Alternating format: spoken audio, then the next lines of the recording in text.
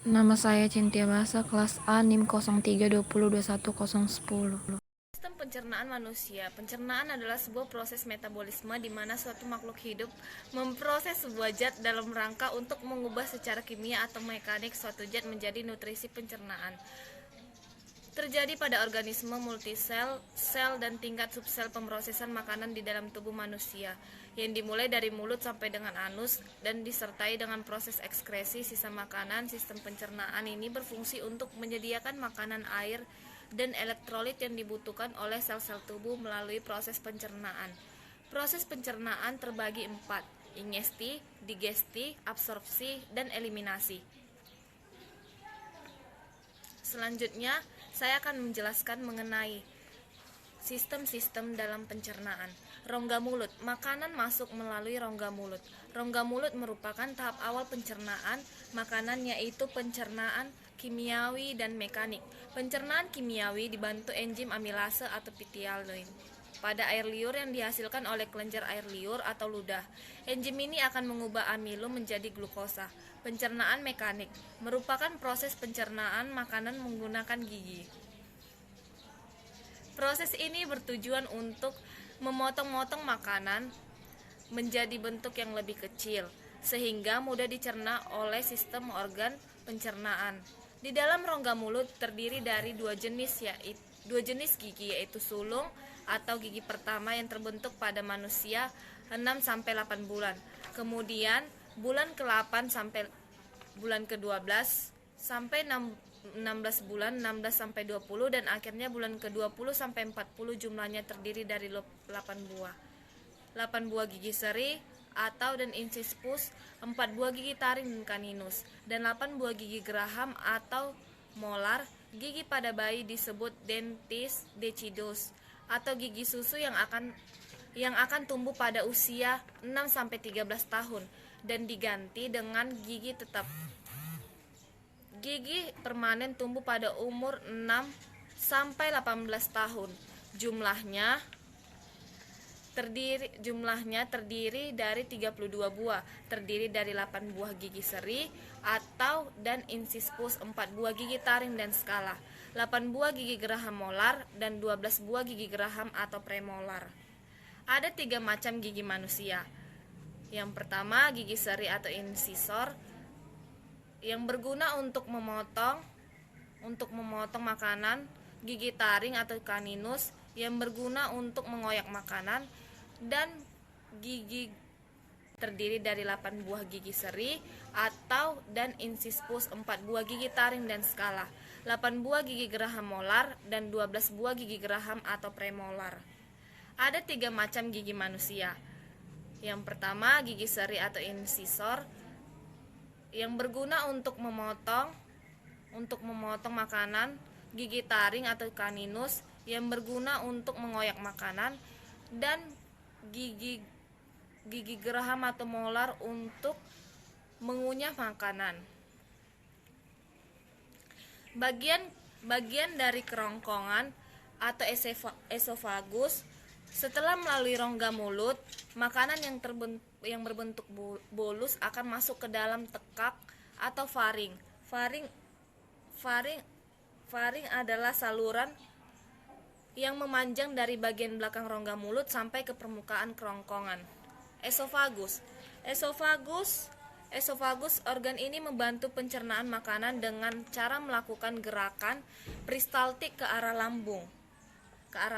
Dengan demikian makanan dapat terdorong menuju lambung untuk memasuki tahap pencernaan selanjutnya.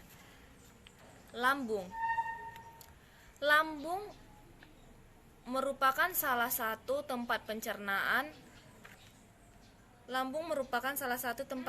makanan yang penting pada organ ini.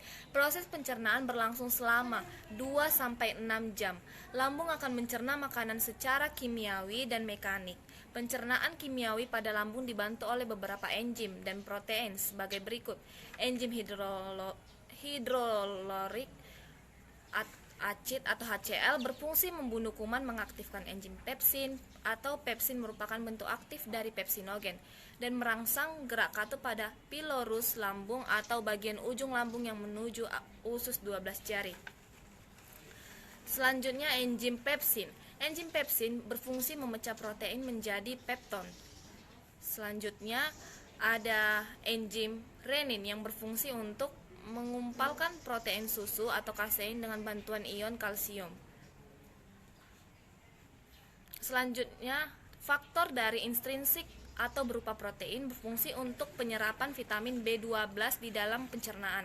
Pencernaan mekanik pada lambung berupa gerakan peristaltik yang memungkinkan makanan tercampur dengan getah lambung atau HCl, pepsin, renin, mukosa, faktor intrinsik, dan gastri, sehingga membentuk bubur yang disebut chim atau kim. Bubur ini akan dikeluarkan sedikit demi sedikit ke duodenum usus 12 jari. Dengan demikian makanan dapat terdorong menuju lambung untuk memasuki tahap pencernaan selanjutnya. Lambung. Lambung merupakan salah satu tempat pencernaan makanan yang penting pada organ ini. Proses pencernaan berlangsung selama 2-6 jam. Lambung akan mencerna makanan secara kimiawi dan mekanik. Pencernaan kimiawi pada lambung dibantu oleh beberapa enzim dan protein sebagai berikut. Enzim hidrolorik acid atau HCl berfungsi membunuh kuman mengaktifkan enzim pepsin, atau pepsin merupakan bentuk aktif dari pepsinogen dan merangsang gerak katup pada pilorus lambung atau bagian ujung lambung yang menuju usus 12 jari. Selanjutnya enzim pepsin. Enzim pepsin berfungsi memecah protein menjadi pepton. Selanjutnya ada enzim renin yang berfungsi untuk mengumpalkan protein susu atau kasein dengan bantuan ion kalsium. Selanjutnya, faktor dari intrinsik atau berupa protein berfungsi untuk penyerapan vitamin B12 di dalam pencernaan. Pencernaan mekanik pada lambung berupa gerakan peristaltik yang memungkinkan makanan tercampur dengan getah lambung atau HCl, pepsin, renin, mukosa, faktor intrinsik, dan gastri, sehingga membentuk bubur yang disebut chim atau kim. Bubur ini akan dikeluarkan sedikit demi sedikit ke duodenum usus 12 jari melalui pilorus lambung atau ujung lambung yang menuju duodenum. Bubur chim kim yang memasuki duodenum akan mengalami proses pencernaan selanjutnya. Kemudian makanan akan masuk diteruskan oleh usus halus. Usus halus terdiri dari 3 bagian, yaitu duodenum, usus 12 jari, jejunum, dan ileum. Pada usus halus terdapat muara dari saluran empedu dan pankreas yang menghasilkan zat dan enzim untuk membantu proses pencernaan. Enzim yang berperan pada usus halus yaitu adalah sakrase mencerna sukrosa menjadi glukosa dan fruktosa. Selanjutnya, maltase mencerna maltosa yang menjadi glukosa. Selanjutnya ada laktase mencerna laktosa menjadi glukosa.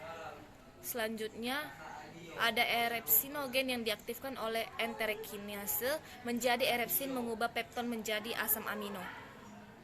Selain sebagai tempat pencernaan zat gizi, usus halus yang berperan pada usus halus yaitu adalah sakrase mencerna sukrosa menjadi glukosa dan fruktosa. Selanjutnya maltase mencerna maltosa yang menjadi glukosa. Selanjutnya ada laktase mencerna laktosa menjadi glukosa. Selanjutnya ada erepsinogen yang diaktifkan oleh enterokinase menjadi erepsin mengubah pepton menjadi asam amino. Selain sebagai tempat pencernaan zat gizi, usus halus atau ileum juga merupakan tempat penyerapan zat gizi, karbohidrat, protein, lemak, vitamin, dan mineral. Usus ileum memiliki villi yang memungkinkannya untuk melakukan fungsi penyerapan tersebut. Zat gizi yang sudah diserap oleh usus ini akan dialirkan oleh darah dan limfa ke seluruh tubuh. Selanjutnya, makanan akan diteruskan ke usus besar atau kolon. Usus besar atau kolon terbagi menjadi 4 bagian, yaitu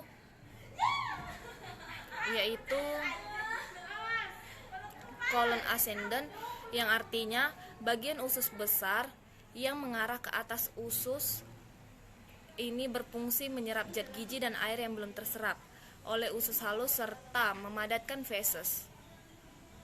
Selanjutnya, kolon transversal yang berfungsi untuk bagian usus besar yang mendatar setelah kolon ascendant. Usus ini berfungsi untuk mengoptimalkan penyerapan zat gizi, air, dan memadatkan feses. Selanjutnya ada kolon descendant. Kolon descendant ini merupakan bagian usus besar yang mengarah ke bawah. Usus ini berfungsi sebagai tempat penampungan feses sementara sebelum masuk ke rektum. Selanjutnya kolon sigmoid. Kolon sigmoid merupakan usus besar berbentuk S yang terletak setelah kolon descendant. Usus ini memberikan tekanan pada feses sehingga memudahkan feses dikeluarkan melalui rektum atau anus. Rektum selanjutnya makanan akan diteruskan ke rektum. Rektum merupakan bagian terakhir dari usus besar yang berfungsi menyimpan feses sehingga diekskresikan atau dikeluarkan melalui anus. Selanjutnya makanan akan diteruskan ke anus. Anus merupakan lubang di ujung saluran pencernaan yang memungkinkan feses keluar dari tubuh